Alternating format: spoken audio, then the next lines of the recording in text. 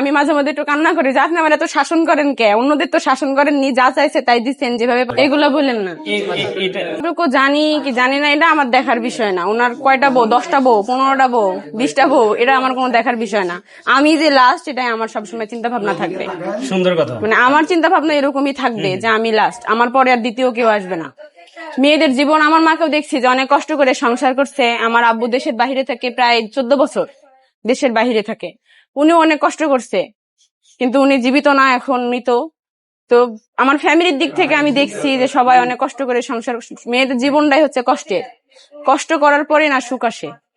তো কষ্ট করতে থেকে আল্লাহর রহমতে একদিন ভালো কিছু পাবো। আর উনি মেন্টালি দিক থেকে আমি আসার পরেও দেখছি যে উনি অনেক ভেঙে পড়ছিল, কষ্ট পাইছে অনেক। ভালোবাসা আমাকে একটু কমই বাসে, শাসন বেশি করে।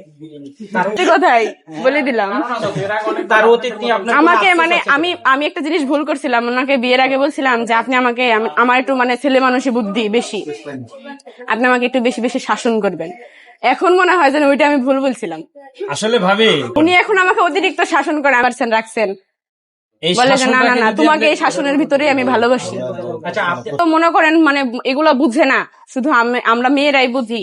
আমি যেহেতু একটু বুঝি, উনি এখনো বুঝে না। ওনার একটু সময় লাগবে, 1 মাস 1.5 মাস সময় লাগবে, তখন উনি রেগুলার থাকবে, আমি আর থাকবো না। আমি সংসার করার জন্য আসছি, আমি অনেক কষ্ট করছি। আপনারা জানেন কিনা জানি না, আমি তো আগেও, আমি বিবাহিত একজন, ডিভোর্সি। আমি নিজে থেকে ডিভোর্স দিছিলাম। অনেকদিন কষ্ট করছি, আমি সংসার করার জন্য চেষ্টা করছি, পারিনি। তবে উনিও অনেক ঠকছে।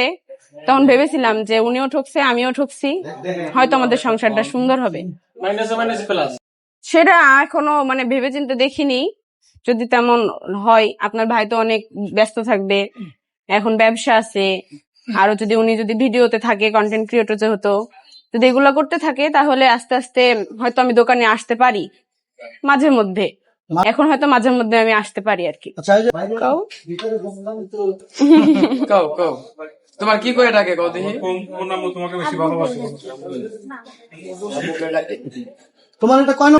বাচ্চাদের এরকম ব্যাড কমেন্ট করা লাগে না। আচ্ছা এই আমো না, তোমার আমো কিন্তু তোমাকে চুমা দিছে কপালে, দিছে না? তুমি দিছো? এটা বলার মতো কোনো কথা না। আমার রিজিক যতদিন আছে, আমাদের রিজিক আর হায়াত মতের কথা তো বলা যায় না। তবে আমার মাইনাস প্লাস ইকুয়াল একদম। আলম হাসানের অতীত কি আপনার কোনো আফসোস আছে? না না, আপনি মনে করেন যে আপনি বেস্টটা পেয়েছেন এরকম? অবশ্যই অবশ্যই, ইনশাআল্লাহ। আপনারা সবাই দোয়া করবেন। আমি যে স্বামী স্ত্রীকে বেশি ভালোবাসে সে কিন্তু শাসন বেশি। আপনি ওখানে যান ভাই,